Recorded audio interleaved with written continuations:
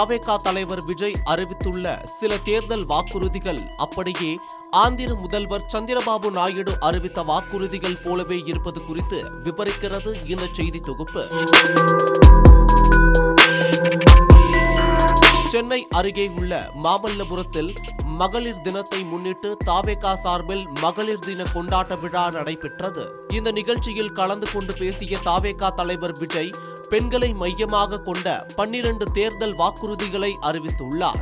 ஆனால் இதில் அவர் அறிவித்த சில அறிவிப்புகள் ஆந்திர முதல்வர் சந்திரபாபு நாயுடு அறிவித்து அந்த மாநிலத்தில் செயல்படுத்தப்பட்டு வரும் திட்டங்களாக உள்ளது என விமர்சனம் எழுந்துள்ளது.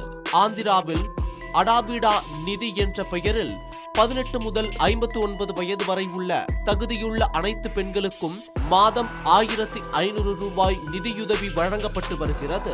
இதே திட்டத்தை சிறிது மாற்றி மதிப்புமிகு மகளிர் திட்டம் என்ற பெயரில் 60 வயது வரை உள்ள அனைத்து குடும்ப தலைவிகளுக்கும் மாதம் 2500 ரூபாய் நிதியுதவி வழங்கப்படும் என்று விஜய் அறிவித்துள்ளார். ஆந்திராவில் தள்ளிக்கி வந்தனம் என்ற பெயரில் 1ஆம் வகுப்பு முதல் 12ஆம் வகுப்பு வரை பயிலும் மாணவர்களுக்கு ஆண்டுக்கு 15,000 ரூபாய் நிதியுதவி வழங்கப்படுகிறது.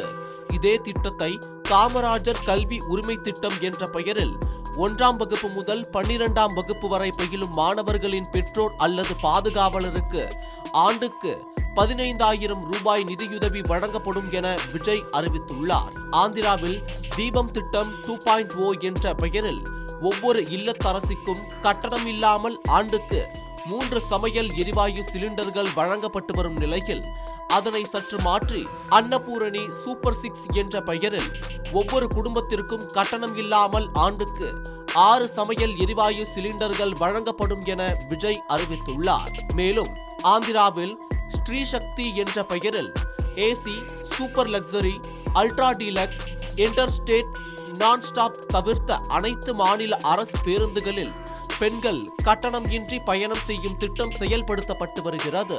இந்த திட்டத்தை அடிப்படையாக கொண்டு வெற்றி பயணம் திட்டம் என்ற பெயரில் அனைத்து அரசு பேருந்துகளிலும் பெண்கள் கட்டணம் இன்றி பயணம் செய்யலாம் என்று விஜய் அறிவித்துள்ளார். இதை தவிர சக்தி டீம்ஸ் என்ற பெயரில் பெண்கள் மற்றும் குழந்தைகளின் பாதுகாப்பிற்காக பெண்களை மட்டுமே கொண்ட சாதாரண உடை அணிந்த சிறப்பு போலீஸ் படைகள் செயல்பட்டு வரும் நிலையில் இந்த திட்டத்தை பெயரை மட்டும் ராணி வேலுநாச்சியார் படை என்று மாற்றி அதே திட்டத்தை விஜய் அறிவித்துள்ளார்.